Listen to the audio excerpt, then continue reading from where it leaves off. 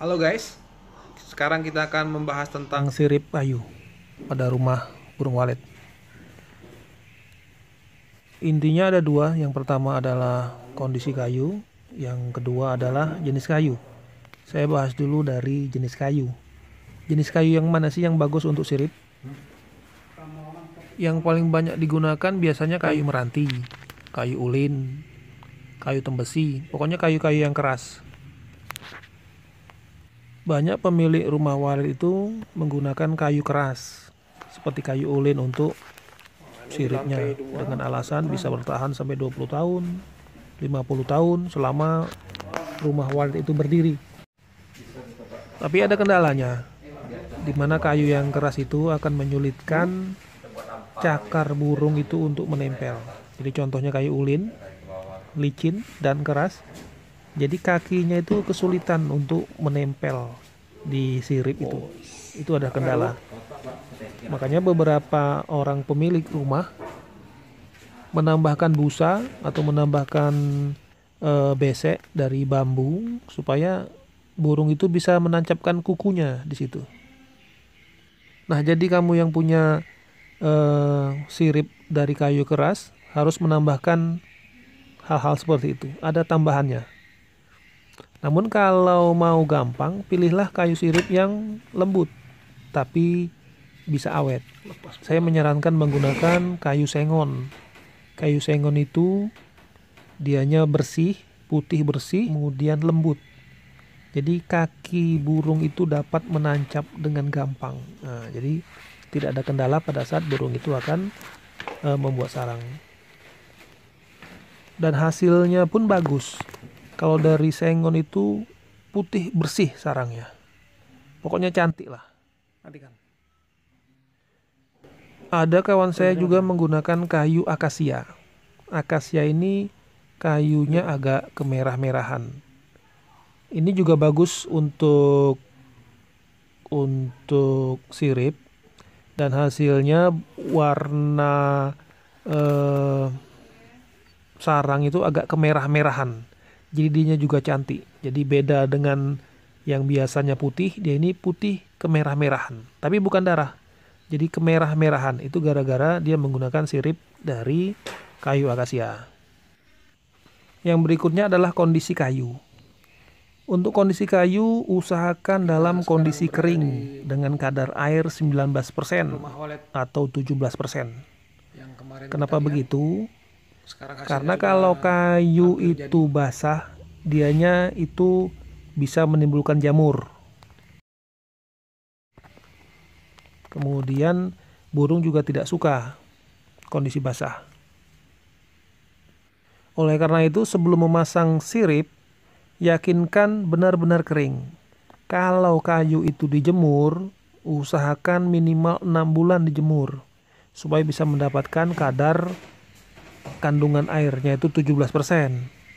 Tapi kalau tidak mau menunggu lama, masukkan kayu itu ke dalam tempat pengeringan kayu, oven. Nah, di situ akan cepat kering. Jadi tinggal ngomong saja sama yang pemilik oven itu, minta kayu ini dikeringkan. Nah, mereka akan tahu kalau untuk mengeringkan kayu itu kandungan airnya tinggal 17%. Nah, setelah itu barulah kayu itu siap dijadikan sirip. Dengan kondisi kayu itu yang kering, kalau kita mau menyemprotkan parfum walet ke kayu itu, dia wanginya itu akan lama.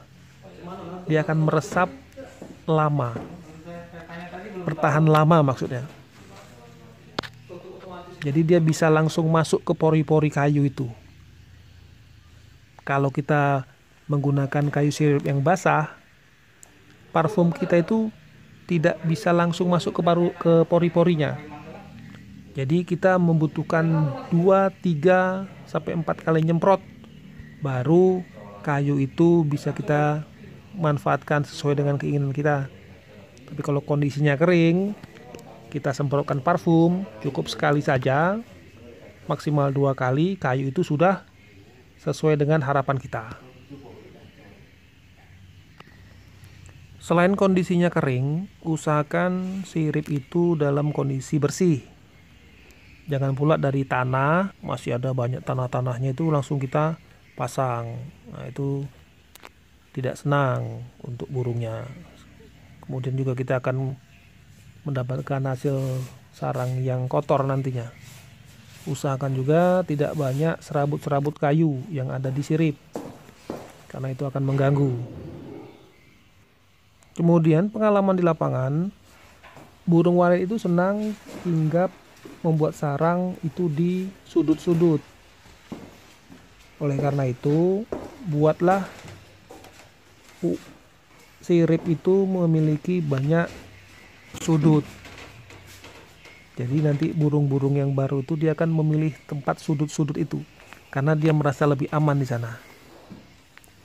Nah, resikonya sarang yang berada di sudut itu yang membentuk sudut itu harganya lebih murah dibandingkan sarang yang dibuat di sirip yang normal.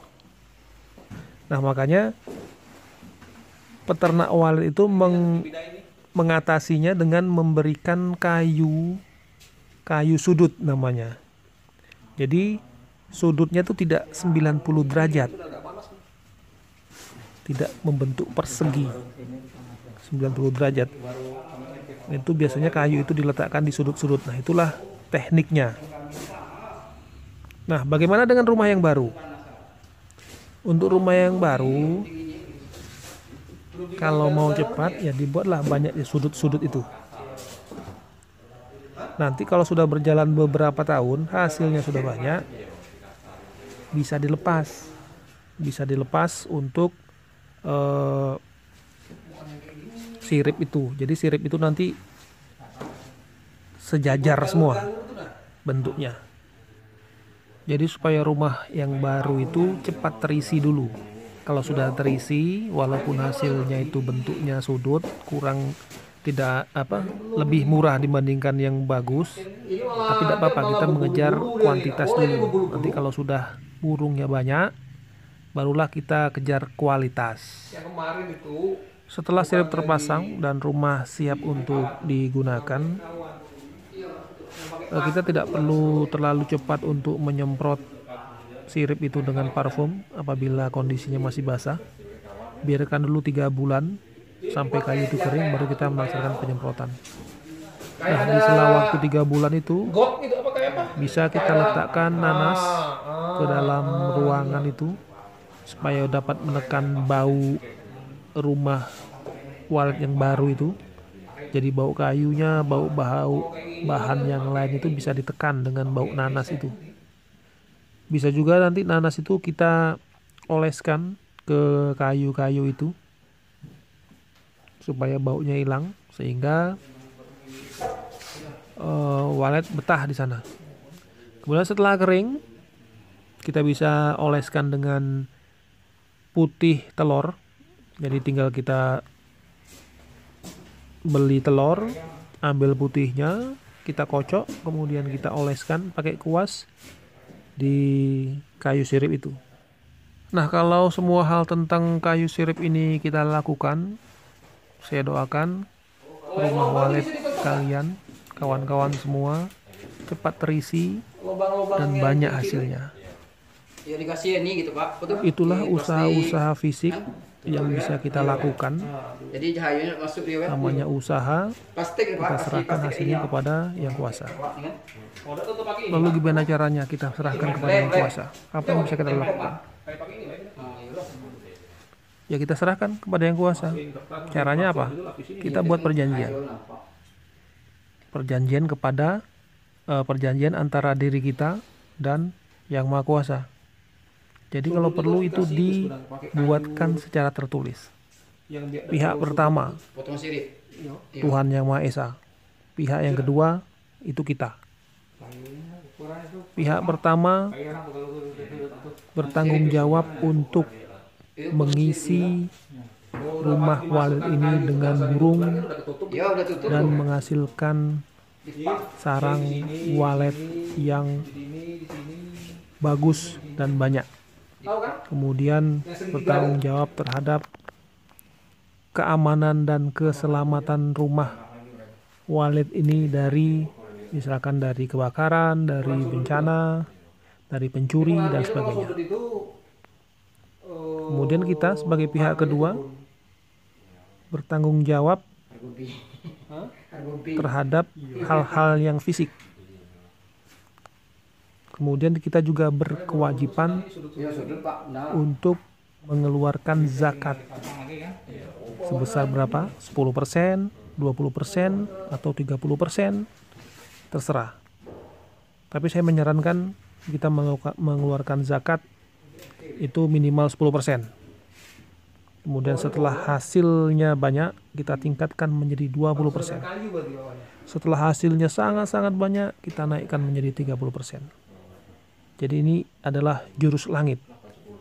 Kita serahkan hasilnya kepada yang kuasa. Tapi ingat, kita tetap mengeluarkan zakat sebagai kewajiban kita. Itu yang terkadang dilupakan oleh manusia. Kita tidak melibatkan yang kuasa di dalam usaha-usaha kita. Padahal rezeki itu hanya Allah yang bisa memberikan. Kalau kata guru saya, rezeki itu kakinya 6. Jadi kita tidak akan bisa mengejar rezeki itu. Kaki kita cuma 2, dia kakinya 6. Dia sudah jauh, kita ngejar di belakang, tidak akan terkejar. Makanya gunakanlah jurus langit ini. Insya Allah berkah, insya Allah hasilnya bagus.